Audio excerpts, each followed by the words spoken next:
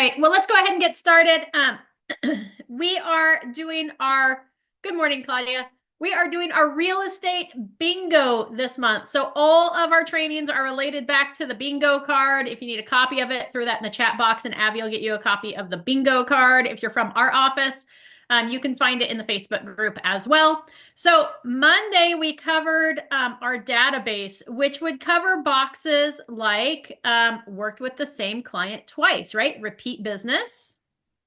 It also would cover the box of had coffee with a client, because we talked about who you should be sitting down with, having coffee with. Received a client referral, because we should be asking for referrals. Let's see here. Some other things. I think there was one other one on here that was directly related to received an agent referral, right? So that could be one as well, that was all tied together with your database. Today, we're diving into for sale by owners and cold calling, because like one of the squares on here is converted a FSBO into a listing. So in case you didn't know what a FSBO is, that's a for sale by owner. So converting one of those into your listing. Another one on here was tried cold calling, right? It didn't even say like close a transaction from close calling. It's just, hey, I tried it. I was willing to step out and try it.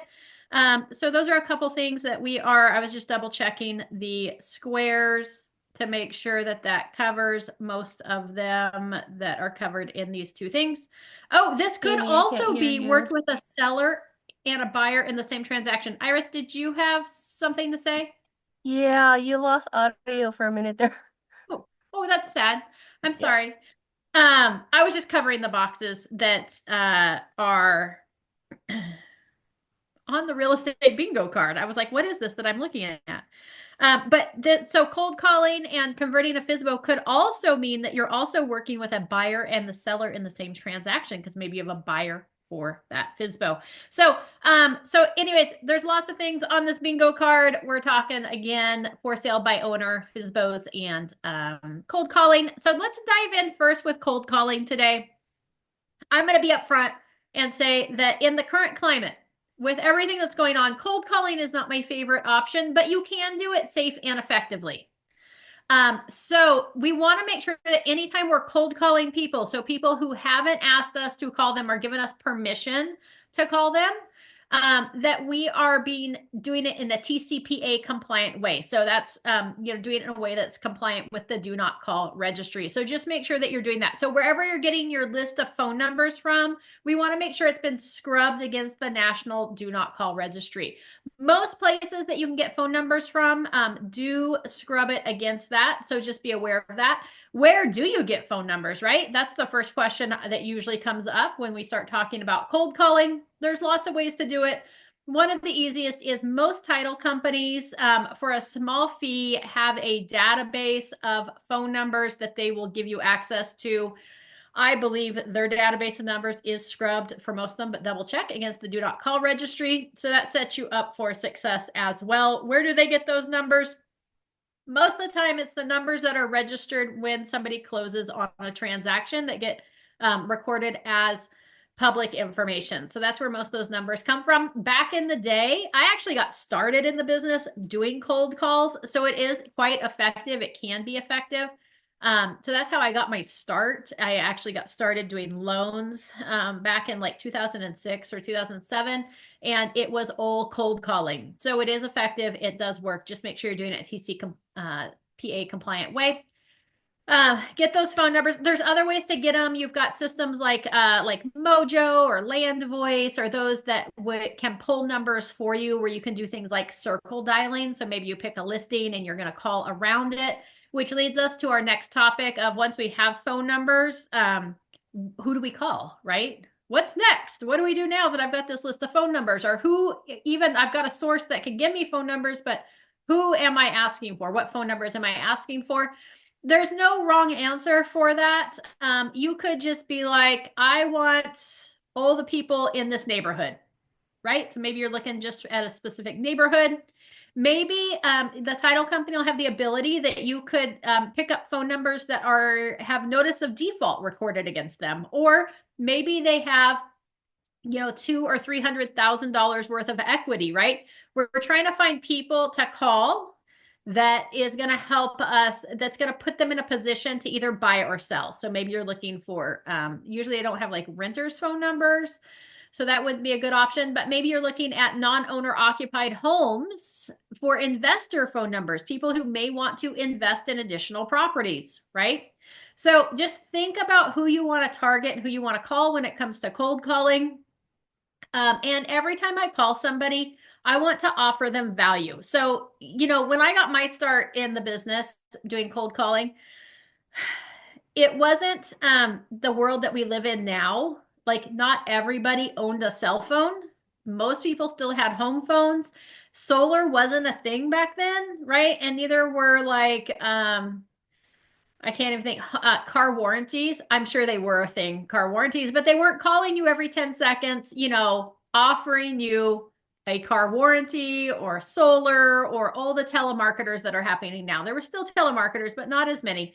So when you make those phone calls, though, you don't want to come across as a telemarketer. So we always want to come from contribution. So some of the ways to do that might be, hey, I was talking to homeowners and maybe we're calling people that have at least $300,000 of equity in their home, right? We know they've got funds there that they could do like an investment property. They could move up if they wanted to, right? They could sell and move out of state, right? Whatever that might be.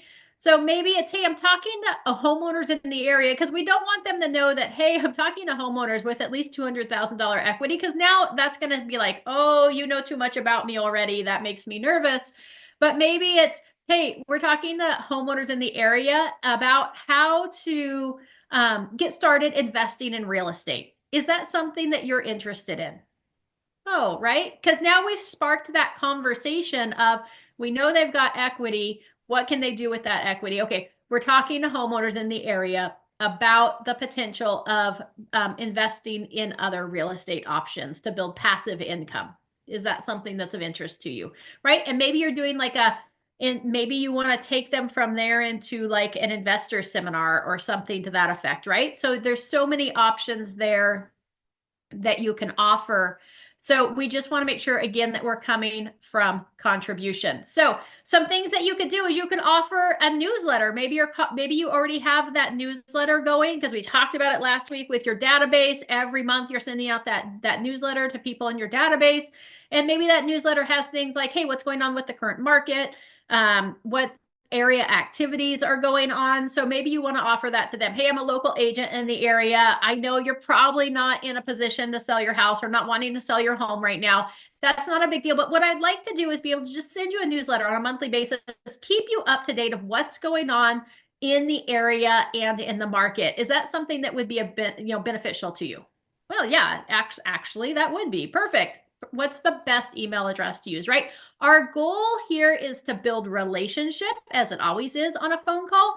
And our goal is to get more contact information. We want to be able to send them emails. We've already got their phone number. We've got their address. So that's really the missing piece. So what can we trade them that's either going to lead to an appointment or lead to us being in communication with them on a regular basis? It may be that, hey, I'd like to send you, once every 3 months, just a market update of what's going on with your property. Or I see here, maybe we're calling investors, right? So maybe we're making phone calls to those investors and we're saying, hey, I know you've got a rental property in Vacaville. And what I would like to do for you is just keep you up to date of what's going on in the current market for that property, like that specific neighborhood. Would that be of interest to you, just so you can keep a tab on what the value of that property is? Right. So find something that would be of benefit. The other thing that you can do is you can always ask them, what's your plan for real estate in 2025?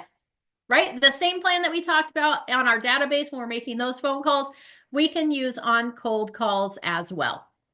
Okay. The other thing that you may want to consider when making cold calls is if you've got buyers looking for properties, maybe you've got a buyer looking for a 3-bedroom home with a swimming pool in the Vacaville area, you may want to do a search on the title records for all the homes that match that criteria, track down their phone numbers, and then call those homes up and say like, hey, I just wanted to touch base with you. I'm a local agent in the area. I have a buyer looking for a home that matches your criteria, something with 3 bedrooms with a swimming pool. Have you considered selling, or would you consider selling if the price is right? Right? Because now we're finding that off-market deal in doing our cold calling. So number one, when we cold call, we want to make sure that we're TCPA compliant. Number two, we always want to call with a purpose. Okay, it doesn't matter who we're calling, but we want to have a purpose where we're offering something of value. Um, and number three, I would always ask them, what's your plan for real estate in 2025? Okay, so those are my 3 ways that I would approach cold calling. I want to have it conversational. I want to build a relationship with those people. So as much as we can enter into that Ford conversation, that family, occupation, recreation, dreams, even better. So if they answer the phone, you introduce them yourself and they're like, oh my gosh, yeah, my dog's just barking off the chain, or it's been a busy day, what do you need? I'll be like, oh, I'm so sorry, it's been busy. Is it busy like work, or you got family stuff going on, right? Like dive into that a little bit. Be careful with it, because again, we don't want to come across as creepy with somebody that we don't know, but we do want to come at it working to build that relationship. Okay.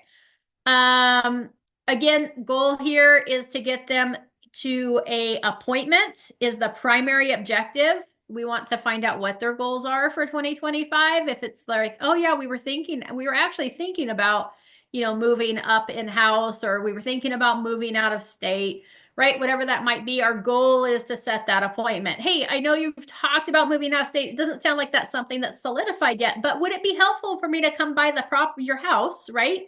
Or your home, just do a quick walkthrough of the property and maybe mention some things that you could do to begin to prepare it for that process in case you do decide to move out of state, right? So something like that could be helpful to just get your foot in the door, to get in there, to be the real estate agent that they're going to choose when they do make that move.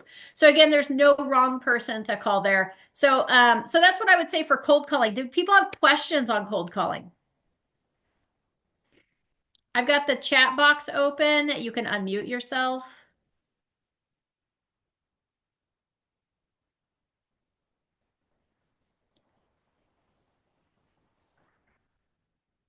All right. Okay, along with that same, remember we talked about cold calling. I'm just going to give you a little bonus here. I talked about, if you've got buyers looking for property, great way to pick up maybe an off-market listing for your buyers.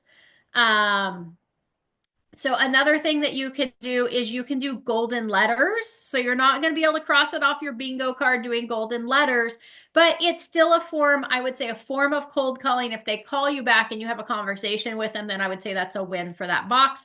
But you can send out golden letters. And what golden letters are, if I've got a buyer or I'm targeting a specific neighborhood or a specific house type or whatever, we can send out letters to the homeowners that have homes that match that criteria.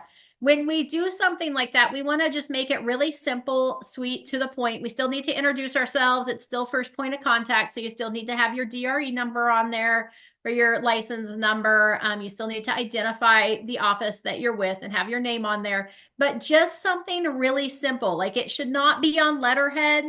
It should not be like fancy or anything. Just a letter that just says, hey, I've got a buyer looking for a home that matches your home.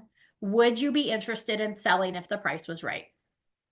Right? If you are, please give me a call. You're going to put your name, company, license number on there. And then I'm going to sign each one individually. So I might type them and print those out. Again, it's not long. Less is more when it comes to this. I'm going to hand sign all of them. And because they're called golden letters, I was trying to see if I had my golden pen out. I actually have a gold pen, and that's how I sign them, is in gold ink. And then what I also like to do with those is I like to put them in a colored envelope. Okay, I recommend a bright colored envelope, not a dark colored envelope. When we start getting to like purple or dark blue or those type of colors for envelopes, it makes it hard to see the writing on it when you go to address it. And then I would hand address those envelopes. I know it takes some time. I know it takes some commitment, but I promise you it works. Every time I send out golden letters, I get calls off of them. Okay. And I usually don't send out that many. Usually it's like 50, and I get at least like one phone call off of those. That phone call is somebody who's raising their hand saying, hey, I might be interested in selling my home. Right. And if you don't have a buyer anymore, your buyer's found a home, I'm sure there's somebody else in the office that has a buyer that matches that property.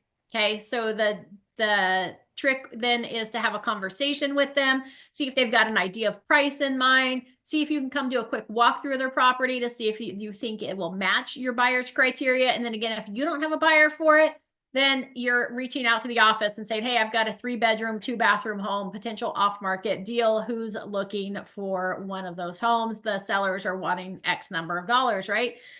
So you can do that there.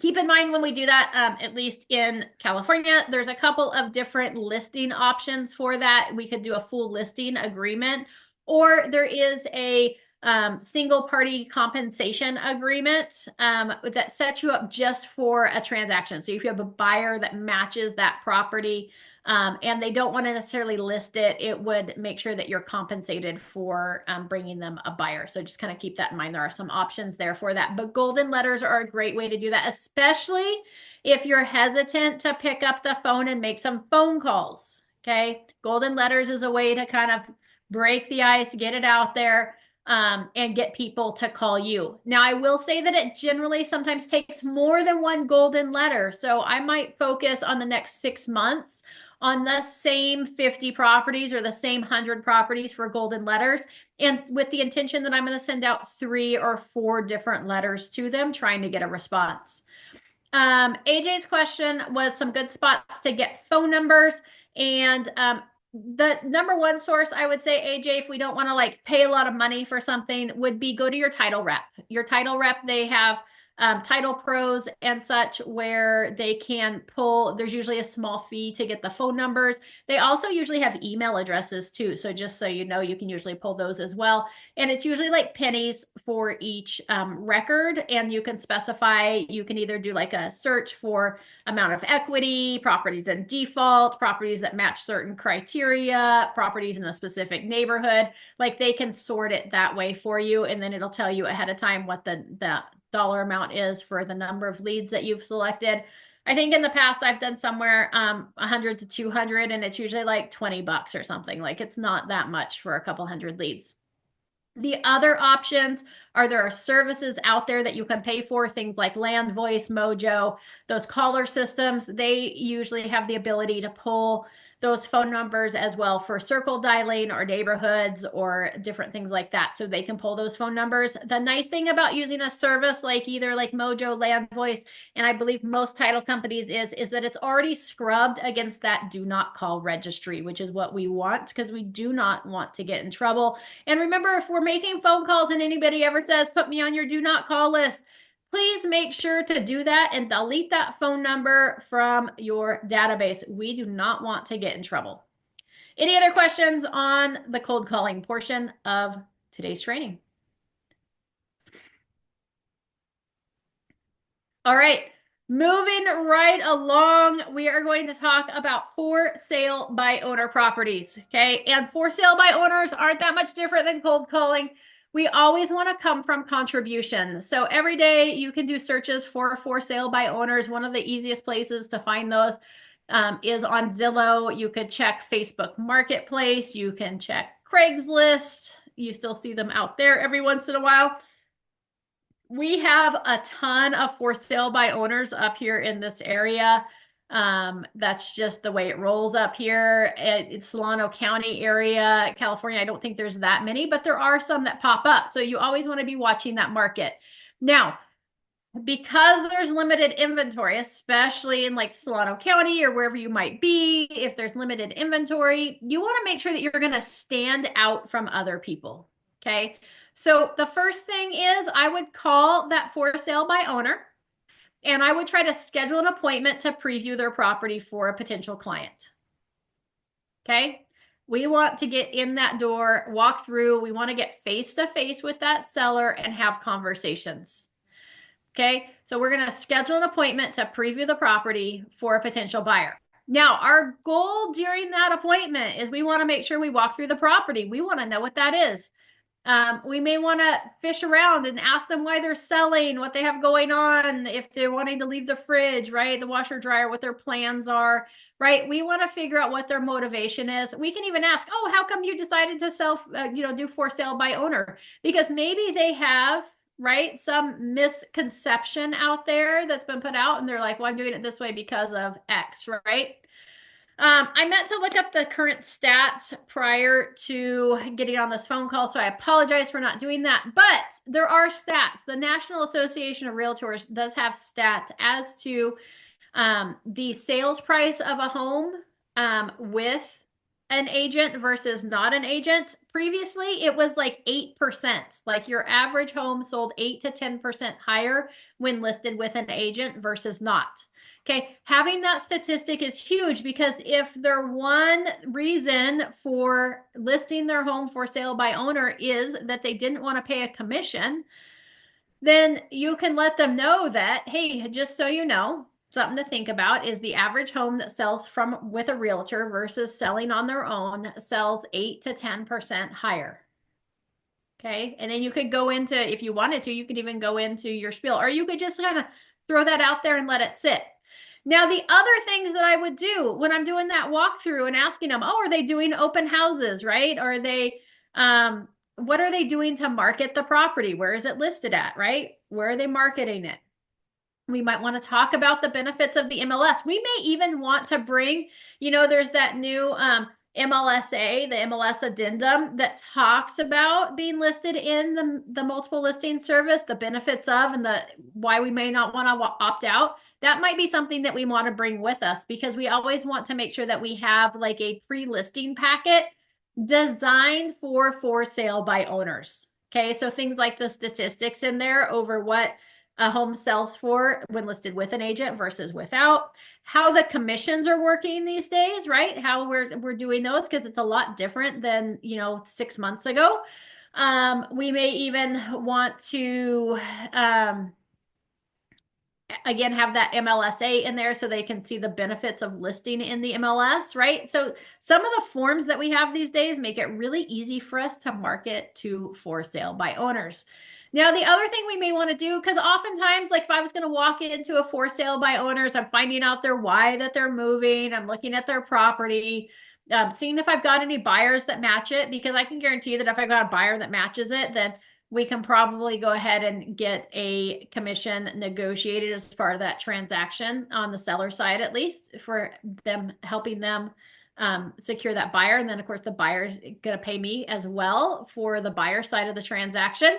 So now we've got that two transaction working with both the buyer and the seller. So you've got that. And then I just want to offer value. Like, hey, have you thought about doing some open houses? Like that might be a good way to get some buyers through your property. Oh, yeah, I've thought about that. I just didn't even know where to start. Well, tell you what, I'll let you borrow if you want to do an open house this weekend, I'll let you borrow my open house signs. Why don't I drop them off on Friday for you? I'll pick them back up on Sunday, or I'll pick them back up on Monday, right? Because now we're like, hey, this agent's being helpful to me, but they're not like pushing me to necessarily list with them, right? We're getting some free promotion out of it. They're using our signs. They get to do the open house. It gives me 2 more touch points with that seller, right? I get to touch base with them on Friday and say, hey, how's showings been going? Have you had anybody else through? No, we haven't. Okay. And where did you post your open house? Right? Where'd you post it? Where are you marketing it? Perfect. That sounds great. Hey, you may want to think about posting it in these other groups, right? Or, hey, I can post it in these other groups for you. Would that be helpful, right? So we just want to come from contribution. Then we pick up our open house signs after the open house. It gives us another ability to touch base with them. How did it go? Did they get very many people through? Have they thought about, right, being able to promote it? Did they want to have a conversation with you about potentially getting more exposure by listing on the MLS, as well as you've got, a database of 100 agents just in your own office, all working with buyers in the area. You've also got, connections to, over several hundred agents in the area, as well as agents out of the area that you can market to, right? So now this is your in. We're starting to come from contribution. We're asking them how things are going. If they're like, oh yeah, I think we got a buyer, you can be like, perfect. Do you have all the forms that you need in order to sell this property in the state of California, right? They require the seller property questionnaire, the transfer disclosure statement, your natural hazard zone disclosure. Do you have the ability to do that? If most people's answer is, oh, well, I was just going to talk with the title company about that. I'm sure I can get those from them. And you're like, that's actually not their job to provide those forms. They don't have those. I do. And since you've already got the buyer, there wouldn't be much marketing involved. If you would like me to help you in the sales process to make sure that all your I's are dotted and T's are crossed, right? I would be willing to do it for X to help you make sure this transaction runs smoothly and that somebody's looking out for your best interest. Because sometimes, buyers can be a little shady and sometimes they try to pass one over and we don't want them to do that, right? So this just gives us that in to have that conversation with them to either get a full listing agreement signed or just get one for a specific transaction if they already have the buyer. Or maybe they met a buyer who's also not represented and they're like, yeah, actually having an agent involved in this is probably a good idea at this point. Like, I want to make sure this buyer doesn't sue me in the future. They don't have an agent. I don't like that seems weird, right? So we want to be the go-to. So schedule the appointment, right? Offer items of value, contribution, right? Whatever that might be. Again, like for sale signs, like those open house signs, I may offer them for free, but I'm not going to offer them documents and disclosures and stuff for free, right? That's going to come with representation. So that's going to be our way to introduce that. And then in addition to that, if they don't take you up on the open house signs or if they're not quite ready to list with you yet, I'm going to check in with that seller once to twice a week. Okay, probably like Monday after the weekend and then maybe on like Thursday or Friday going into that weekend to see if there's anything I can do to help them. Okay, and just touch base with them. My goal is to get in there as soon as they've got a buyer or when they finally like raise their hands and be like, okay, I can't do this on my own. I need help. I want to be the one that they're going to call. Does this make sense to everybody? It's not just one visit because I've got a for sale by owner and they didn't agree to list with me. So now I'm out of there. It's my first visit is all from contribution. It's finding out their why. It's getting into the depths of, what they're hoping to accomplish, what their timeline looks like, what it means to them if they don't sell this property, right? What's going to happen if they don't sell? Because we want to keep that pain point going with each and every touch after that. Okay, and then we're going to continue to check in with them. We're going to continue to offer items of value that might be beneficial to them so that when they finally either get a buyer for the property and decide that they need help, or they decide that they've bitten off more than they can chew and they want help, that they call us as the person to help them market that property and to get it sold. So that's what I would say for sale by owners. Just that regular contact with them over and over and over again and again. I may not even ask for it on the first meeting to list with me. It may just be coming from contribution. With that, I'm usually going to show up for that first appointment with a pre-listing package for them. Okay, it's not going to be the same as my regular pre-listing package. This one's going to be aimed at for sale by owners. So it may include a copy of the listing agreement. It's going to include for sure that MLSA that talks about the benefits of being in the MLS. It's going to have a market analysis report for them that pinpoints and shows them whether their property is accurately priced or not. And then I may even give them some benefits, some like, here's some tips for selling your home on your own or something to that effect, just so they feel like, oh, well, this wasn't all about signing with this agent. This was like, she's willing to help me no matter what. Like here's the groups that she said I should post, the house for sale or the open houses in, right, on social media. Here's some of the other right tips and tricks that she mentioned, right? So whatever that is, like you could throw that in there because we want them to feel like we're not just there to get the listing agreement signed. Okay. It always comes down to building a relationship and offering value coming from contribution. Questions, thoughts, or ahas?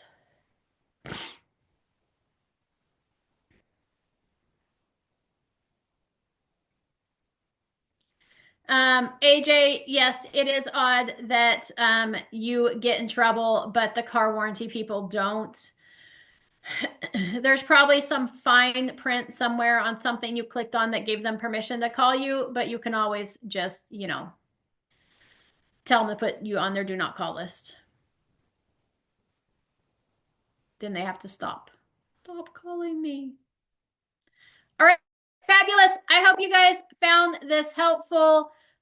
Let's see what we've got coming up in future sessions. Next week, we'll be back on Monday and Thursday at 9 a.m. It's the same link. And we are covering social media lead generation because there's several things on our bingo card that are social media related, as well as business to business referrals. So we'll be talking about those things next week. Social media on Monday and business to business on Thursday. So we'll see you next week. Hope you guys found this helpful and beneficial. We will see you soon. Thank you, Amy. You're welcome.